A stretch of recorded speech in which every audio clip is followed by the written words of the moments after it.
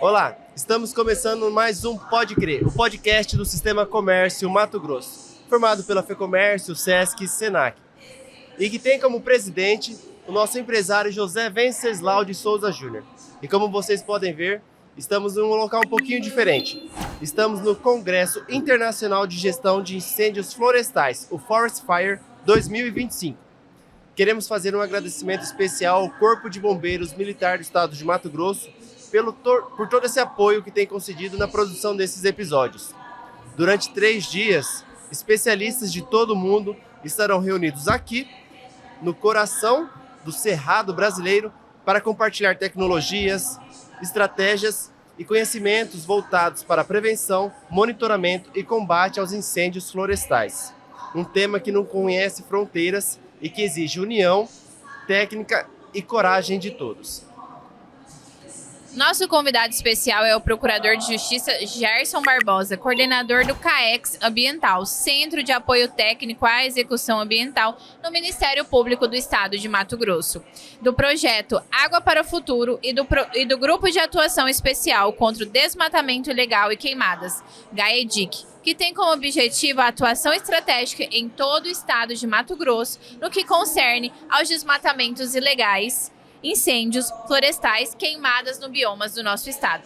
Formado em Direito pela Universidade Federal de Mato Grosso, especialista em Direito Ambiental e Desenvolvimento Sustentável e Direito de Gestão Ambiental e membro do Ministério Público do Estado de Mato Grosso desde 1992, este é o nosso convidado. Com grande satisfação que nós recebemos o Procurador de Justiça Gerson Barbosa. Seja muito bem-vindo ao nosso podcast. Obrigado, é um prazer estar aqui com vocês. Maravilha, Procurador. Conta pra gente, como o Ministério Público onde o senhor atua tem estruturado a sua atuação para responder ao controle e responsabilização frente aos incêndios florestais aqui no estado? Veja bem, o incêndio ele pode ser culposo, pode ser doloso, pode ser um incêndio criminoso, ou um evento, vamos dizer assim, natural, né? O Ministério Público ele atua quando se trata de um incêndio criminoso, né? Um incêndio criminoso, a Lei 9.605, ela prevê no artigo 41 a pena de 2 a 4 anos. Aí a responsabilidade criminal vai ser buscada pelo Ministério Público. Mas ele atua também civilmente para reparação do dano eventualmente ocasionado por incêndios. E atua também com relação aos órgãos ambientais, aos órgãos de fiscalização, através de recomendações, notificações recomendatórias, para que eles tenham uma atuação séria no combate ao incêndio. Doutor Gerson, a gente sabe que antes da judicialização de qualquer coisa, né, a gente tem todo um processo, a gente trabalha a questão de prevenção, né? E como que o Ministério Público atua nesse quesito, né, para prevenir essa questão da judicialização dos danos causados por incêndios? Veja bem, essa prevenção realmente não cabe ao Ministério Público, né, diretamente. Essa prevenção são dos órgãos públicos competentes. O que o Ministério Público faz? Geralmente ele pode firmar um termo de ajustamento de conduta com determinados municípios para exigir brigadistas, né, para exigir educação ambiental. Ele pode expedir notificações recomendatórias para que haja o cumprimento da lei com relação à prevenção de incêndios, mas ele não atua diretamente, ele pode atuar com relação aos órgãos. Se houver incúria dos órgãos, né, com relação à prevenção de incêndios, aí o Ministério Público atua. Ele pode fomentar a utilização da inteligência artificial ou então imagem de satélite, o monitoramento dessas áreas críticas. Então ele atua indiretamente, mas exigindo ou recomendando aos órgãos públicos uma maior eficácia na prevenção de incêndios. Justamente isso, né, que a gente vai falar agora, né? Como que o uso da tecnologia, né, vem ajudando o senhor, junto ao Ministério Público e a sua equipe, a embasar recomendações jurídicas, né, e ações judiciais? Veja bem, nós temos hoje vamos citar Planet, Landsat, imagens de satélite, com resoluções, excelentes resoluções. Você consegue detectar um incêndio com 30 minutos após o seu início, com base nessas imagens de satélite.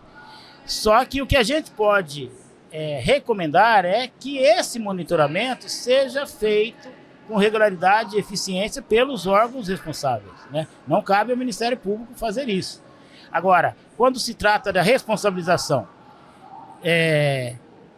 vou citar o desmatamento, porque muitas pessoas usam o incêndio de forma criminosa para desmatar e utilizar uma área para pasto, plantio de soja, etc.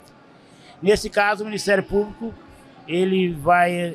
a denúncia criminal tem como base essas imagens de satélite, o relatório elaborado pelo órgão CAEX ambiental, e a gente, para se ter uma ideia, quando a gente, da detecção de um desmatamento ou queimada criminosa feita para desmatar, vamos dizer assim, a gente, no prazo de 15 dias, consegue oferecer a denúncia por conta dessas imagens de satélite, do cruzamento de dados, né? Nós temos a base da SEMA, nós sabemos se tem o CAR ou não tem, quem é o responsável pela área.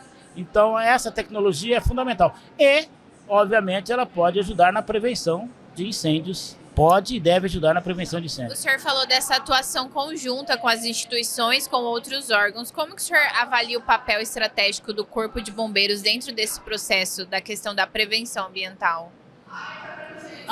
O Corpo de Bombeiros está com atuação exemplar em Mato Grosso, até por conta de um convênio com a SEMA. A SEMA dá a base técnica, ajuda no monitoramento e o trabalho de campo é feito pelo Corpo de Bombeiros. Quer dizer, há o monitoramento dessas áreas críticas pela SEMA, né, e também pelo Corpo de Bombeiros. Então, na verdade, esse convênio, essa atuação órgão ambiental, Corpo de Bombeiros, é fundamental. Ela dá mais resolutividade para o combate ao incêndio. A gente percebe a integração nos últimos anos das instituições, né? Corpo de Bombeiros, SEMA, Ministério Público, toda essa força-tarefa, um trabalho em conjunto, né, que vem cada vez mais estreitando os laços. O senhor acredita que isso constrói políticas públicas mais eficazes para o nosso estado? Sim, se já tem também, né? Sim, constrói políticas públicas e o Ministério Público, ele exerce, vamos dizer assim, a fiscalização para que essas políticas públicas sejam efetivamente levadas a cabo. Temos que lembrar, isso é importante, nós estamos hoje com esse grande problema das mudanças climáticas. O que causa mudança climática? Os maiores fatores que causam mudanças climáticas são desmatamento e queimadas. O efeito estufa, o aquecimento global, etc. E de extrema relevância a participação de todos e do Ministério Público, porque nós estamos no ponto final, no ponto de não retorno. Diferente da década de 60, quando descobriu-se que os recursos naturais são finitos, hoje é diferente. Ponto de não retorno. Ponto que nós não mais teremos um meio ambiente ecologicamente equilibrado. Então, temos que enfrentar com mais eficiência desmatamentos e queimadas. E já existe um trabalho em conjunto sendo realizado entre o Ministério Público e o Corpo de Bombeiros, que é para prevenção ou combate a esses focos de incêndio, incêndios florestais, alguma coisa do tipo?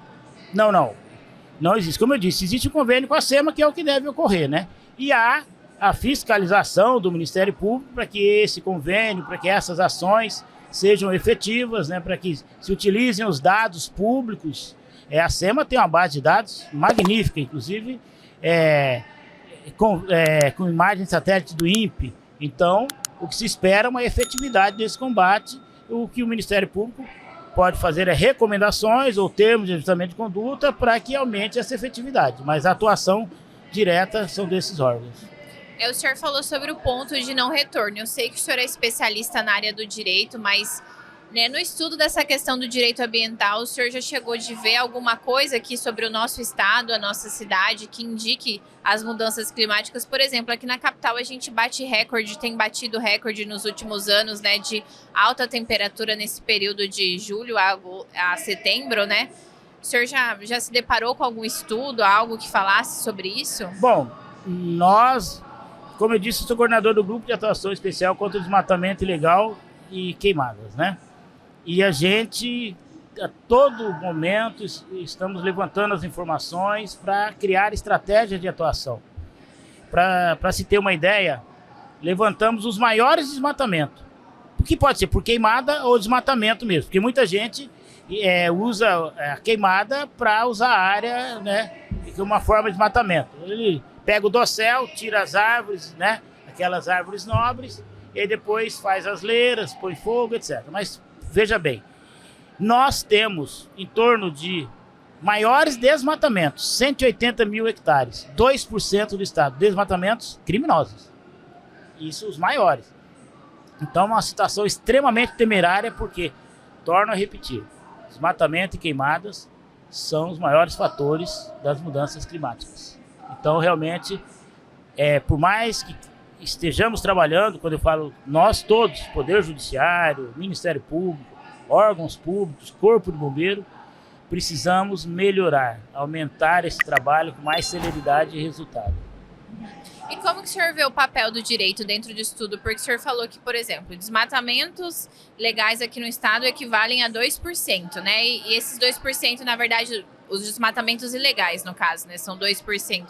Isso, querendo ou não, então, o direito tem um papel efetivo na proteção, então a gente pode dizer, na proteção dessa mudança climática, talvez. Veja bem, esses desmatamentos, 2%, não são todos, são os maiores. Maiores. Em todos os biomas, que nós temos 3 biomas, né? Floresta Amazônica, Cerrado, a maior savana, né, em termos de biodiversidade do mundo, e Pantanal.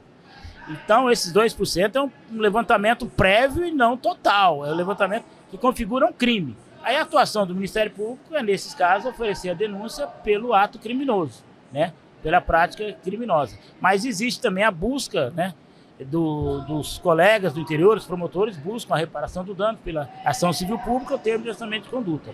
É um trabalho muito intenso do Ministério Público. E essa punição, ela está sendo branda para não ter, parece que não estar para não estar surtindo efeito, alguma coisa do tipo? Ou como é que você pode ver essa questão? Veja bem, eventos como esse aumentam a conscientização, né? Eventos como esse que estão ocorrendo ontem, hoje, né, aumentam essa conscientização. É importante a população estar, porque eles o desenvolvimento sustentável não é só o social e o econômico. Ele tem que levar em conta o ambiental. Não adianta sermos um estado rico sem essa vegetação. Essa vegetação é a nossa riqueza. Nós temos 3 importantes biomas, nós temos, e veja bem, nós estamos numa situação até razoável, né? Agora precisa melhorar, precisa conter. E a contenção, a repressão se dá através da aplicação da lei, do direito, como você disse, né? Aplicação da lei, responsabilizando criminalmente, buscando a reparação do dano, responsabilizando criminalmente e administrativamente esses infratores. Justamente, você falou esse trabalho de conscientização, né? Recentemente a gente esteve realizando aqui em Cuiabá, no Centro de Eventos do Pantanal, a FIT Pantanal, né? A maior feira internacional de turismo aqui do Centro-Oeste. E a gente viu inúmeros municípios divulgando os seus bens, as suas belezas naturais. Esse trabalho de conscientização, ele tem que ser mais desenvolvido. O desenvolvimento a realização desse fórum ajuda nesse processo também? Sim, essa conscientização que ela seria mais prática, e a gente vê isso ocorrendo com a educação ambiental, né, nos municípios, pelo Estado. Então essa conscientização ela pode ocorrer de várias formas. Sustentabilidade é a palavra que tem dominado, né, o mundo, né, a globalização, né? A gente tem sentido as mudanças climáticas e a gente tem falado muito disso. O senhor acha que a gente, nos últimos anos, tem caminhado em direção a isso aqui no estado? Olha, veja bem. Em ações mais sustentáveis? Não, veja bem. O desenvolvimento sustentável ainda é, lamentavelmente, uma quimera. Como eu já disse, acabei de dizer, busca-se, primeiramente, desenvolvimento econômico e social. E quando dá o ambiental. Então, na verdade, precisamos cuidar mais da seara ambiental, sob pena de, como eu disse, atingirmos o tipping point, ponto de não retorno. E aí, realmente, nunca mais teremos um meio ambiente ecologicamente equilibrado, que, pela nossa Constituição, é obrigação de todos. E E onde o senhor acha que a gente poderia melhorar mais, assim, nesse desenvolvimento sustentável? Olha, resolutividade. É um pragmatismo resolutivo. Buscar-se nas ações resolutividade. E não pode ser decisões políticas, tem que ser decisões técnicas. O senhor sente que também, além da questão política e técnica, ainda falta um pouco de consciência no cidadão? Sim, aumentou bastante, mas ainda falta essa conscientização por parte da população, dos produtores. E quem que tem que provocar essa conscientização? Em princípio, o poder público, mas as ONGs também desenvolvem esse papel.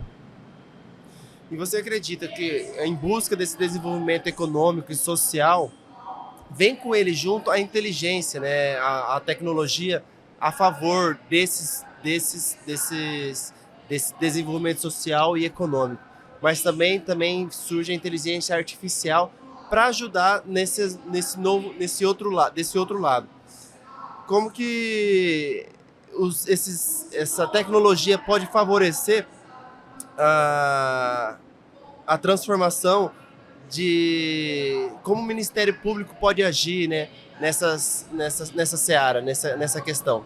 De certa forma já estamos agindo. A gente faz o cruzamento de dados, imagens de satélites, né, Landsat, Planet, dados da SEMA. E a inteligência artificial ela pode ajudar na elaboração dos relatórios. Algo que poderia demorar 15 dias, demora 15 minutos. A gente está aqui no Forest Fire, né? O senhor mencionou a questão do evento, né? Essa questão de promoção, né? Que o evento traz, até para conscientização. O senhor acredita que isso avança, assim, a nossa política ambiental? A presença, né? Cuiabá está sediando, Mato Grosso está sediando esse evento. Acho que o senhor acredita que traz uma força maior para o Estado? Com certeza, inclusive, né? O Ministério Público está ajudando nesse evento, né? É um evento de extrema relevância, né? Tanto para conscientização, como principalmente para ações práticas, preventivas, né? E de responsabilização. Isso também pode refletir também na replicação de boas práticas que podem estar vindo surgir aqui, né? Com certeza, acabei de dizer, boas práticas, né? E replicação, né? E aplicação dessas, né? Tem que se aplicar e replicar, né? Dr. Gerson, não pode ficar só na teoria, né? Nós estamos encaminhando para o final e eu gostaria que o senhor deixasse uma mensagem para quem está nos assistindo, né? Do que as autoridades esperam das gerações futuras, né? Qual que é o nosso papel com essa questão ambiental e o papel até da justiça, né? De quem vem por aí. O que a gente espera dessa geração futura, e a gente vê isso, é uma conscientização maior. Que o meio ambiente ecologicamente equilibrado é um direito fundamental. Muitos dizem que é a dignidade da pessoa humana. Mas não existe dignidade sem um meio ambiente ecologicamente equilibrado. Não existe. Então, que tenham consciência disso. É o maior direito fundamental do homem, previsto na nossa Constituição da República, uma Constituição que ela, mundialmente reconhecida por isso, os preceitos contidos, os princípios contidos, voltados para a seara ambiental. Então, o que se espera é isso. Que cuidemos do nosso meio ambiente de forma prática, resolutiva e tenhamos sempre presente. Meio ambiente ecologicamente equilibrado é o direito fundamental de maior relevância que nós temos. Não existe outro. Dá um prazer viver em um estado, né, que oferece à sua população 3 biomas, né, como você falou, né? É uma honra ter isso, mas só que é uma missão também tentar levar essa natureza para gerações futuras, né? Com certeza, com certeza. Na verdade, é uma grande responsabilidade. Mas também nós fomos, vamos dizer assim, premiados pela natureza. Olha que belo que é nosso estado. 3 importantes biomas magníficos, né? Não só de paisagem, mas como serviços ecossistêmicos que eles produzem. Então, cuidemos disso, né? Que essa nova geração realmente tenha resolutividade e para cuidar do nosso meio ambiente. Nós agradecemos muito a participação do senhor hoje aqui conosco. Foi um prazer tê-lo aqui e poder falar um pouco mais sobre o papel da justiça, né, à frente ambiental. Como o senhor falou, que muitas vezes é um assunto que não é prioridade e hoje a gente está podendo dar prioridade para esse assunto aqui no nosso podcast. Foi um prazer estar com vocês. E para você que nos acompanhou mais uma vez e queira assistir novamente pelo YouTube, não deixe de curtir, comentar, compartilhar esse conteúdo para muito mais pessoas. Obrigado.